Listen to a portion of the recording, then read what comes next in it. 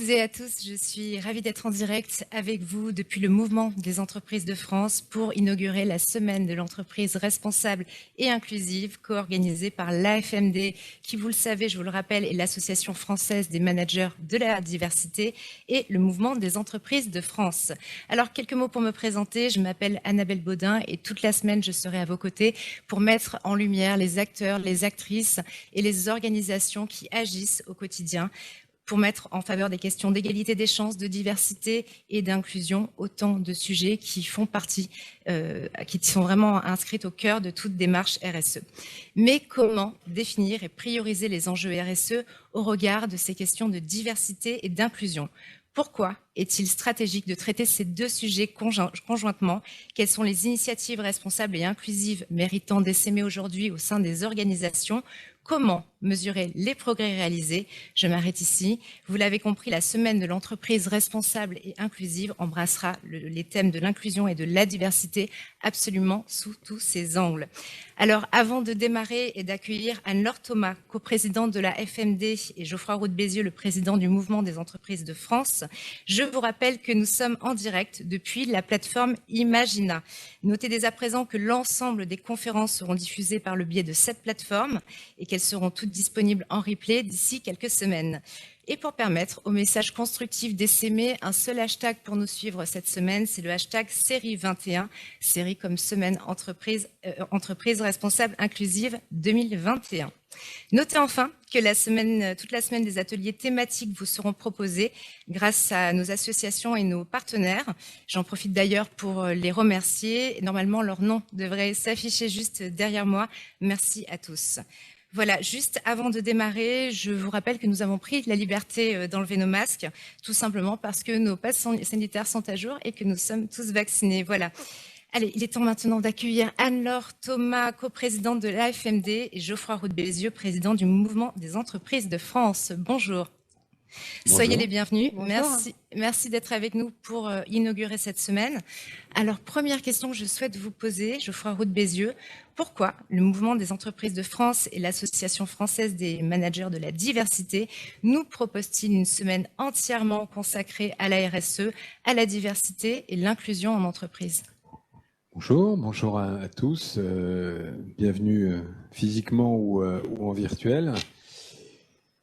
On a longtemps pensé que, au fond, ces sujets-là étaient réservés peut-être à quelques entreprises qui mettaient par exemple la RSE en avant, ou dans un autre genre que la RSE c'était un petit département dans une entreprise évidemment pas très stratégique et qu'on mettait dans un coin et qu'on ressortait une fois par an au moment du rapport annuel pour faire beau. Je pense que la prise de conscience n'est peut-être pas générale, mais en tout cas, elle est très significative que ça devient finalement cœur de la stratégie des entreprises, tout simplement parce que la donnée clé, la denrée la plus rare pour une entreprise aujourd'hui, c'est les talents, et que pour attirer des talents, notamment des jeunes générations, une entreprise qui ne met pas la RSE, l'inclusion, la diversité au cœur de sa stratégie, de sa politique RH, est moins performante, enfin, elle attire moins et donc elle est moins performante. Donc c'est devenu un sujet de performance et d'efficacité dans l'entreprise. Alors après, en fonction de la taille des entreprises, des secteurs, le tropisme du patron ou des patrons ou des dirigeants ou des dirigeantes, il peut y avoir plusieurs nuances de gris, si j'ose dire, mais je crois qu'il y a un vrai changement. Et d'ailleurs, on ne peut pas le voir à la caméra, mais sur les murs de cet auditorium du MEDEF, on a fait inscrire notre raison d'être, notre nouvelle raison d'être, on n'avait pas avant. Donc c'est notre raison d'être qui est nouvelle, qui est agir ensemble pour une croissance responsable. C'est bien la preuve que c'est au cœur des préoccupations du MEDEF.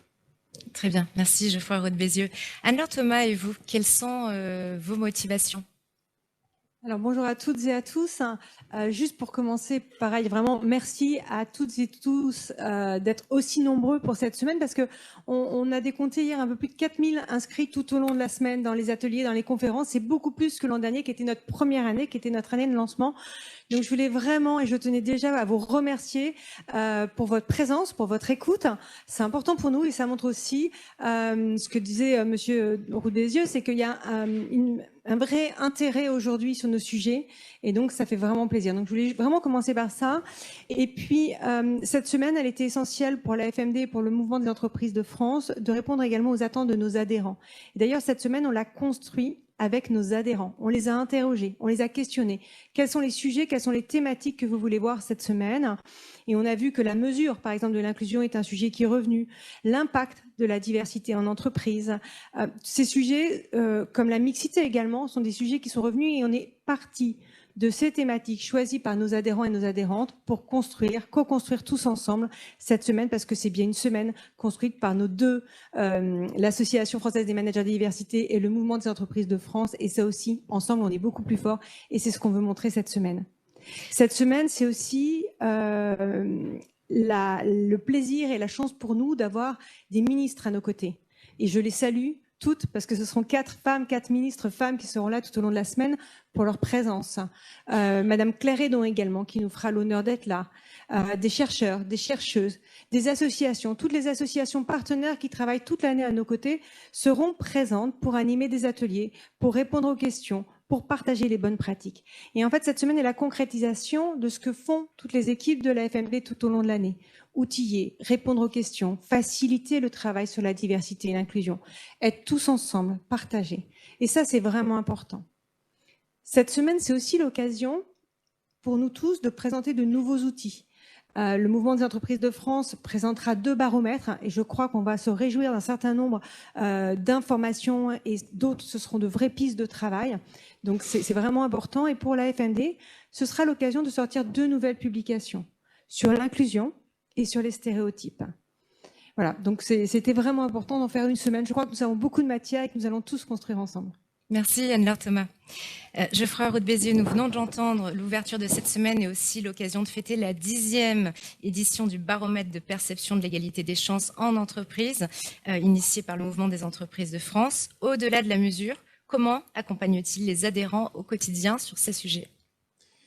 Alors ce sujet de l'égalité des chances, c'est un sujet, je pense, assez cœur autour des problématiques françaises. On sait que contrairement à certaines idées reçues, la France est dans les pays occidentaux celui où l'égalité des revenus reste en tout cas la moins inégalitaire et surtout sur lequel cette inégalité a peu progressé, ou peu régressé plutôt durant les dernières années. Les écarts entre le 10% les plus riches, 10% les plus pauvres, et c'est ce qu'on appelle le coefficient de Gini, est stable depuis maintenant une dizaine d'années et surtout à peu près équivalent aux pays de l'Europe du Nord, c'est-à-dire dans un coefficient, alors on peut toujours trouver que c'est pas assez ou d'ailleurs que c'est trop, mais en tout cas très différent de pays de type États-Unis. Mais pour autant, l'égalité des chances, qui est la capacité qu'on a en étant né dans un milieu défavorisé de grimper les échelons de la société, là, est totalement à l'arrêt. Alors il y avait cette étude de l'OCDE, je ne sais pas si vous vous souvenez, un peu surinterprétée par les médias, qui disait qu'il fallait 6 générations pour passer d'un foyer modeste au statut de cadre supérieur. Même si ce n'est pas 6 générations, on a un problème d'ascenseur social, pour employer une expression. Une fois qu'on a dit tout ça, quel est le lieu où il est encore possible de démarrer au bas de l'échelle et de finir dans une position de dirigeant? Il y en a 2 en France. Il y a l'armée, qu'on oublie un peu, et qui est un formidable facteur de promotion et d'intégration sociale. Mais enfin, ici, on n'est pas chez les militaires, on est dans l'entreprise. Et il y a l'entreprise. Mais j'ai le sentiment qu'elle le fait moins qu'avant, notamment dans les grandes entreprises, parce que la culture du diplôme est devenue très importante, parce qu'aussi on néglige tout ce qui est valorisation des acquis de l'expérience, on néglige un peu la promotion interne. Alors c'est pas vrai dans tous les secteurs, on sait qu'il y a des secteurs dans le métier des services, dans le métier du commerce, qui sont plus facilement accessibles en termes de promotion interne.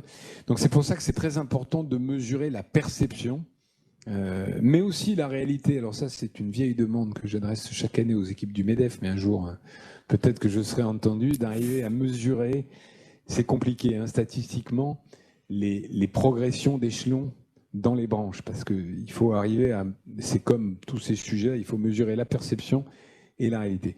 Toujours est-il qu'on a ce baromètre qui a 10 ans et qui montre quand même des progrès, à la fois dans la perception qu'ont les salariés de l'action de leur entreprise, de l'accès, de l'inclusion, de la diversité, et aussi l'importance qu'ils y attachent, ce que je disais en introduction, une entreprise qui aujourd'hui ne sait pas expliquer comment elle contribue au bien commun, comment elle contribue à l'intérêt général, comment elle contribue au fond à la société, et prendre une entreprise dont la durée de vie a une limite, parce que, à la fois, d'ailleurs, je parlais des salariés, mais aussi les consommateurs, en tout cas quand on est dans le B2C, posent des questions. C'est d'ailleurs peut-être une manière de dire les choses. L'image d'entreprise s'est formidablement améliorée avec un accélérateur pendant la crise, très net, mais l'exigence vis-à-vis de l'entreprise va avec cette image. C'est-à-dire qu'au fond, si je le dis en creux, une sorte de désaffection de l'action politique, à part peut-être les maires, et du coup, on attend beaucoup plus de l'entreprise. C'est une responsabilité qui pèse sur nos épaules. En tout cas, l'important, c'est de se mesurer. Vous savez, ce vieux dicton qui dit, enfin c'est en anglais, mais qui ne se mesure pas ne progresse pas. Et donc, le fait d'avoir ce rendez-vous régulier tous les ans depuis 10 ans, je pense que c'est important. Voilà, je ne serai pas plus long, j'ai les chiffres sous les yeux, mais je n'aurais pas spoilé la présentation de Dominique tout à l'heure. Merci Geoffroy Roux-de-Bézieux pour ce témoignage. On termine avec vous, Anne-Laure Thomas. Concrètement, c'est quoi une entreprise responsable et inclusive ? Une entreprise responsable inclusive. C'est un beau sujet et je trouve que c'est un très bon nom pour une semaine parce que il n'y a pas le mot diversité, il y a le mot inclusion. J'aimerais revenir sur ce mot inclusion, ce qui est vraiment inclure tout le monde, se respecter les uns et les autres dans la différence et refléter l'ensemble de notre société. On n'a pas pris une thématique, les femmes, on n'a pas pris une thématique sur l'orientation sexuelle, on va travailler sur l'ensemble des thématiques parce qu'on le sait. On peut être une femme de plus de 50 ans, on peut être une femme de plus de 50 ans noire, on peut être une femme de plus de 50 ans avec d'autres critères. Et en fait, l'inclusion, c'est s'accepter tous les uns les autres tels qu'on est. Et je pense que c'est extrêmement important de parler d'inclusion. Et puis sur la responsabilité des entreprises, on parle souvent, quand on parle RSE, on va souvent penser à l'environnement, on va souvent penser au climat, qui sont des sujets extrêmement importants et ça on le sait tous. Mais dans RSE, il y a ce S, ce social, que parfois on a tendance à oublier et pourtant on a vu toute son importance pendant cette crise, pendant cette pandémie. 1, 2, 3 confinements, comment les entreprises ont réagi. Et c'était l'objet d'une enquête avec Mercer pour la FMD, pour voir justement comment les entreprises qui avaient une politique diversité et inclusion avaient réagi et si elles s'en étaient, entre guillemets, un petit peu mieux sorties que les autres. Et c'est un constat positif sur l'agilité des entreprises et sur la préparation, en fait.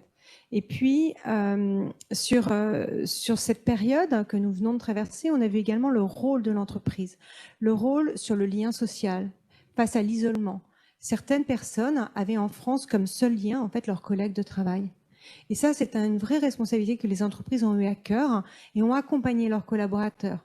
Certaines entreprises ont pu informer beaucoup plus facilement tous les numéros d'urgence quand il y avait des violences au sein du domicile. Malheureusement, on le sait, il y a eu vraiment une très forte augmentation des violences conjugales, des violences familiales pendant cette période.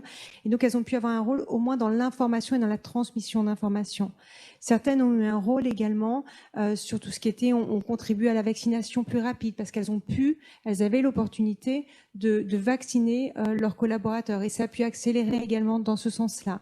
On a travaillé au sein de Stop avec 114 entreprises. Stop, donc c'est Stop au sexisme ordinaire en entreprise qui est porté par la FMD. On a travaillé tous ensemble, ces 114 entreprises ensemble, sur le sexisme et le télétravail. Donc ce sont des sujets. Et en premier lieu, je pense vraiment à la lutte contre l'isolement, où les entreprises ont joué leur rôle et ont été responsables. Donc voilà, je vais revenir. Et puis j'aimerais juste terminer en remerciant vraiment toutes les équipes de la FMD et toutes les équipes du MEDEF pour tout le travail, pour constituer cette semaine. C'est des mois de travail et je voulais vraiment les remercier de nous avoir construit ce programme très riche tout au long de cette semaine. Je peux répondre à la question que vous ne m'avez pas posée ? Allez-y. Non, juste à la question, qu'est-ce qu'une entreprise inclusive et responsable? Je pense qu'il n'y a pas une réponse parce que ça dépend énormément de la taille du secteur. Et je voudrais pas que on parlait de 114 entreprises, mais il y a au MEDEF 190 000 adhérents et dans la France entière plein de petites entreprises. Je voudrais pas qu'elles se sentent, presque par nature exclues de ces sujets parce qu'elles n'ont pas de département RSE. Il y a un chiffre là qui est sous les yeux qui dit 75% des salariés des entreprises qui ont eu un département RSE ont l'impression que leur entreprise fait quelque chose pour la société, mais donc à contrario, celles qui n'ont pas de département RSE ne font rien. Je ne pense pas qu'il faille raisonner comme ça. J'allais dire, c'est un peu comme M. Jourdain. Tout le monde peut faire de la RSE, entre guillemets, sans s'en rendre compte, même s'il n'a pas un directeur ou une directrice RSE en charge du sujet. Et puis, c'est peut-être plus facile de le faire dans certains secteurs que dans d'autres, dans certaines géographies que dans d'autres, dans certaines tailles d'entreprise. Donc, je ne vais pas vous parler de la RSE pour tous, mais il y a un petit peu cette idée-là. Les violences conjugales, pour prendre cet exemple-là, moi j'étais très frappé dans mon groupe, il y a plusieurs filles, j'ai une entreprise qui fait 20 personnes, et pourtant il y a eu 2 cas. Alors on appelle ça violence conjugale, on va quand même dire les choses, c'est en général le mari qui tape sur la femme. Hein. Le cas opposé arrive, mais enfin c'est pas la majorité de l'espèce. 2 sur 20. Ouais. Bon, c'est probablement un hasard statistique. N'empêche que face à ça, c'est extrêmement difficile pour un patron de PME de réagir parce que il est tout seul. La difficulté d'intervenir dans la vie personnelle d'un salarié, enfin, c'est très très très compliqué même sur le plan légal au-delà du plan psychologique. Donc tout ça pour dire que la volonté du MEDEF, c'est bien d'inclure les entreprises au sens le plus large possible, même si évidemment, comme dans beaucoup de sujets d'ailleurs, les grandes entreprises ont un rôle modèle, moteur et avant-gardiste en quelque sorte de pousser devant. Et juste pour compléter, parce que je suis complètement d'accord, non, mais c'est vraiment important parce que tout le travail qu'on fait là, toutes les tailles d'entreprise sont importantes. Et à la FMD, on travaille aussi beaucoup avec des organisations privées, des organisations publiques, des associations. Donc, c'est vraiment le rôle de tous et toutes. Et c'est ça qui est important, c'est qu'on est tous engagés. Et l'idée, c'est d'être tous ensemble plus forts, de partager nos pratiques, de se les transmettre pour aller beaucoup plus vite et beaucoup plus loin tous ensemble. Très bien, merci pour ces témoignages.